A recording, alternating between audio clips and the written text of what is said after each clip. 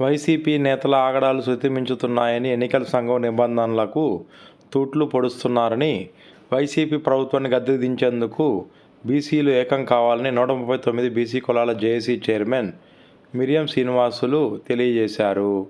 ఒంగోలులోని press club నందు ఏర్పాటు చేసిన సమావేశంలో ఈ సందర్భంగా ఆయన మాట్లాడారు. పొంగనూరులో బీసీవై అభ్యర్థి రామచంద్ర యాదవ్ ఎన్నికల ప్రచారాన్ని అడ్డుకోవడం, కాన్వాయ్పై దాడిని తీవ్రంగా పరిగణిస్తున్నామని తెలిపారు. బీసీల పట్ల అణచివేత వైఖరి అవలంబిస్తున్న వైసీపీకి ఓటు ద్వారా ప్రజలు బుద్ధి చెప్పాలన్నారు. ముఖ్యంగా బీసీలు ఈ సందర్భంగా వైసీపీ ప్రభుత్వానికి తగిన బుద్ధి చెప్పి ప్రత్యామ్నాయ పార్టీలను గెలిపించాలని తెలిపారు. ఈ కార్యక్రమంలో యాదవ్ జేఏసీ జిల్లా అధ్యక్షులు చిరుమామిళ్ళ గోపికృష్ణ యాదవ్ తదితరులు పాల్గొన్నారు. ఈ సందర్భంగా చిరుమామిళ్ళ గోపికృష్ణ యాదవ్ మాట్లాడుతూ జగన్ పోవాలి, బీసీల బతుకులు మారాలనే నినాదంతో వైసీపీని తరిమి కొడదామని పిలుపునిచ్చారు. రానున్న రోజుల్లో వైసీపీకి ఓటు వేస్తే బీసీలు తీవ్రంగా నష్టపోతారని, ప్రత్యామ్నాయ శక్తులను గెలిపించాలని, ఎలాగైనా సరే వైసీపీ ప్రభుత్వాన్ని గద్దించేందుకు ప్రతి ఒక్కరు కృషి చేయాలని ఈ సందర్భంగా ఆయన తెలియజేశారు.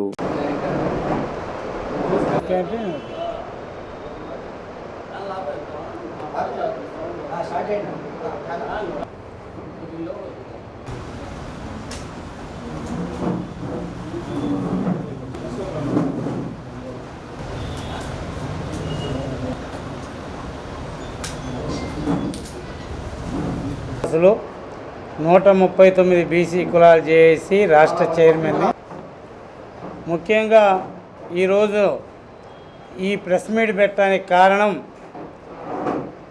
గతంలో 5 సంవత్సరాల నుండి ఈ రాష్ట్రంలో ప్రజాస్వామ్యం అనేటువంటిది కూనీ చేయబడినది. ఈ 5 సంవత్సరాలుగా ఈ ఆంధ్ర రాష్ట్ర కోట్లాది మంది ప్రజలు ఎన్నో అవమానాలు, ఎన్నో ఘోరాలు జరుగుతున్నా ఈ ప్రభుత్వం చేస్తున్నటువంటి అక్రమ కేసులు కానివ్వండి, ఎవరు నోరు ఎత్తి ప్రశ్నిస్తే వాళ్ళ మీద అక్రమ కేసులు పెట్టి జైలుకు పంపించటం అనేటువంటిది పరిపాటిగా మారిపోయింది. ఈ రాష్ట్రంలో సమూలమైనటువంటి మార్పు రావాలని ఒక బీసీ యువకుడుగా బోడే రామచంద్ర యాదవ్ గారు ప్రజల ముందుకు వస్తే గత నెల 29వ తేదీ నాడు పొంగనూరు నియోజకవర్గంలో మంత్రి పెద్దిరెడ్డి రామచంద్రారెడ్డి అనుచరులు వేలాది మంది రామచంద్ర యాదవ్ గారి వాహనాలపైన, అనుచరులపైన దాడి చేసి వాహనాలను ధ్వంసం చేసి పోలీస్ స్టేషన్ ఎదురుగా కాల్చివేతకు కూడా వాహనాలు గురి అయినాయి. అయినా కానీ పోలీసులు నిమ్మకు నీరెత్తినట్టుగా ఉన్నారే తప్ప సాక్షాత్తు పోలీస్ స్టేషన్ ఎదుటనే వాహనాలను తగులబెడుతుంటే పోలీసు వ్యవస్థ కళ్ళప్పగించి చూడటం ఎంతో దారుణం. ఇదే కాదు, గతంలో కూడా చంద్రబాబు నాయుడు గారు ఆ నియోజకవర్గంలో పొంగనూరుకి గ్రామానికి ఎంటర్ అవ్వాలంటే అంగళ్ళు అనేటువంటి ఒక ఏరియాలో పెద్దిరెడ్డి రామచంద్రారెడ్డికి సంబంధించినటువంటి అనుచరులు ఆనాడు కూడా ఆ వాహనాల మీద దాడి చేయటం, ఆనాడు కూడా ఎవరి మీదైతే దాడి చేసి బాధితులుగా ఉంటారో ఆ బాధితులపైన అక్రమ కేసులు బనాయించి జైలుకు పంపించడం జరిగింది. నిన్నగాక మొన్న బీజేపీ వ్యక్తి సీఎం రమేష్ గారిపైన కూడా వైసీపీ మోకలు దాడులు చేయటం జరిగింది. అంటే ఈ ప్రజాస్వామ్యంలో ప్రశ్నించే హక్కు ఎవరికి లేదా అనేటువంటిది మేము ప్రశ్నిస్తున్నాం. అందుకనే ఈ రాష్ట్రం బాగుపడాలంటే జగన్ పోవాలి, ఈ రాష్ట్రం అభివృద్ధి చెందాలంటేనే జగన్ పోవాలనేటువంటి నినాదాన్ని తీసుకున్నాం. గతంలో కూడా ఈ రాష్ట్రంలో 80% ఉన్నటువంటి ఎస్సీ, ఎస్టీ, బీసీ మైనార్టీలు ఈ జగన్మోహన్ రెడ్డి గారికి అధికారం కట్టబెట్టడంలో కీలక పాత్ర పోషించారు. అందులో నేను కూడా ఉన్నాను. అయితే ఈ 5 సంవత్సరాల పరిపాలన చూసిన తరువాత ఈ రాష్ట్ర ప్రజలకు ఒక పిలుపిస్తున్నాం. ఓ కోట్లాది మంది ఓటరు మహాశీలారా, రానున్న ఎన్నికల్లో బాబాసాహెబ్ అంబేద్కర్ గారు ఇచ్చినటువంటి ఓటును మీరు అభివృద్ధి కొరకు పాటుపడే వ్యక్తులకు వేయండి. ప్రశ్నించేటువంటి వారిపై దాడులు చేసేటువంటి వ్యక్తులను ఓడించండి అనేటువంటిది మేము పిలిపిస్తున్నాం. ఈ రాష్ట్రంలో గతంలో ఎన్నో ప్రభుత్వాలను చూసాం. ఎవరికైనా స్వేచ్ఛగా మాట్లాడేటువంటి అవకాశాలు ఇచ్చిన ప్రభుత్వాలు ఉన్నాయి. కానీ ప్రశ్నిస్తే అక్రమ కేసులు పెట్టి జైలుకు పంపించినటువంటి ఏకైక ప్రభుత్వం ఈ జగన్మోహన్ రెడ్డి ప్రభుత్వమే. ఈనాడు ఏ ఉద్యోగస్తులైనా రోడ్డెక్కి ఉద్యమాలు చేయాలంటే వాళ్ళు సస్పెండ్ అయిపోతున్నారు. ఏ రాజకీయ నాయకుడైనా రోడ్డెక్కి ఉద్యమాలు చేయాలంటే వాళ్ళు జైలుకు పోతున్నారు. ప్రజాస్వామ్య దేశంలో బహుజనులకు మాట్లాడే హక్కు కూడా లేకుండా పోతుంది. దళిత యువకులను చంపి డోర్ డెలివరీ చేస్తున్నా మాట్లాడలేని పరిస్థితి వస్తున్నది.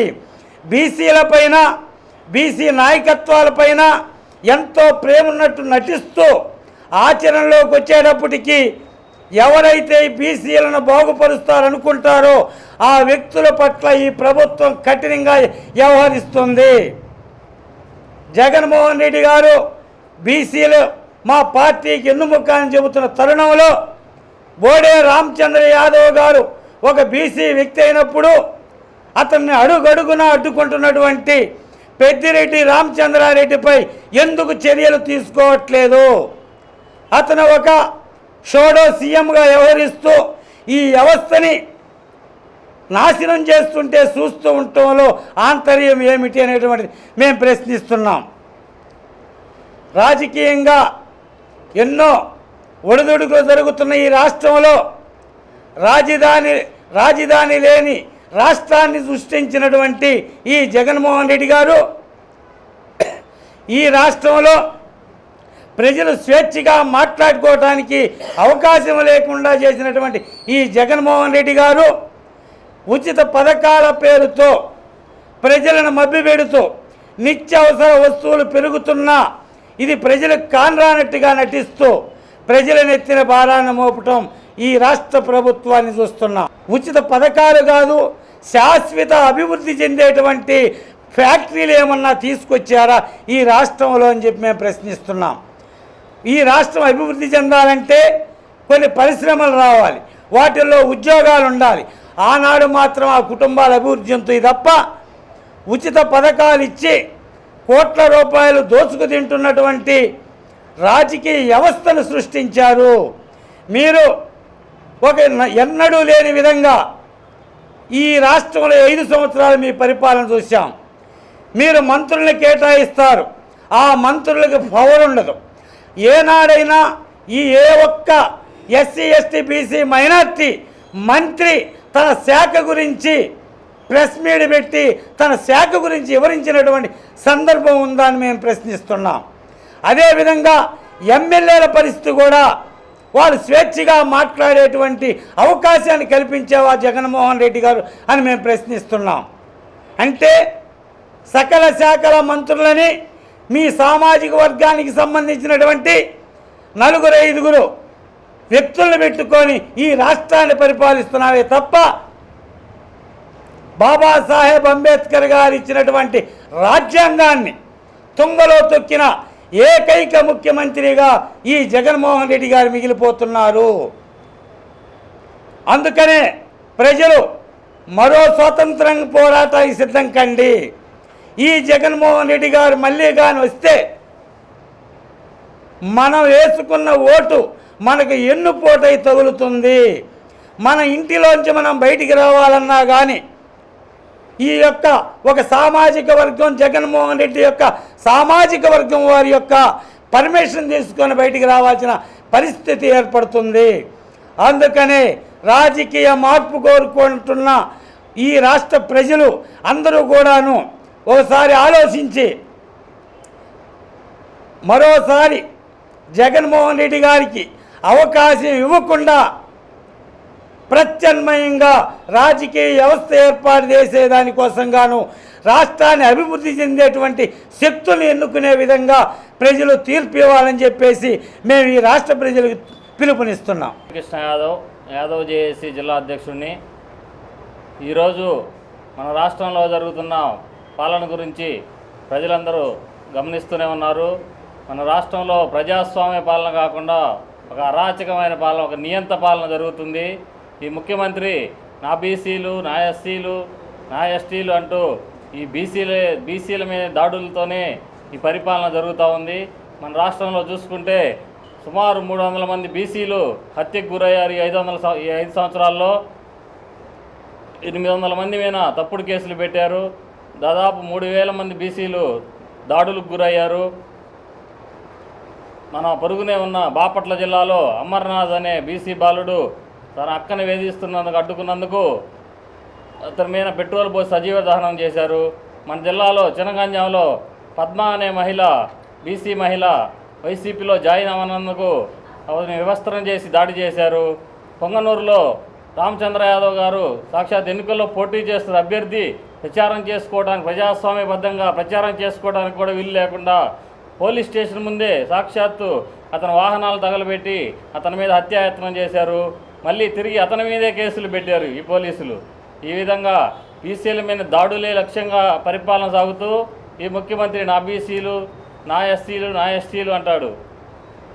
కావున ఈ ఎన్నికల్లో బీసీ సోదరులందరూ గమనించి, ఇంతకుముందు మనం దేశ స్వాతంత్రం కోసం ఉద్యమం చేసాం. ఇప్పుడు మన బీసీల స్వాతంత్రం కోసం మనం పోరాడాలి.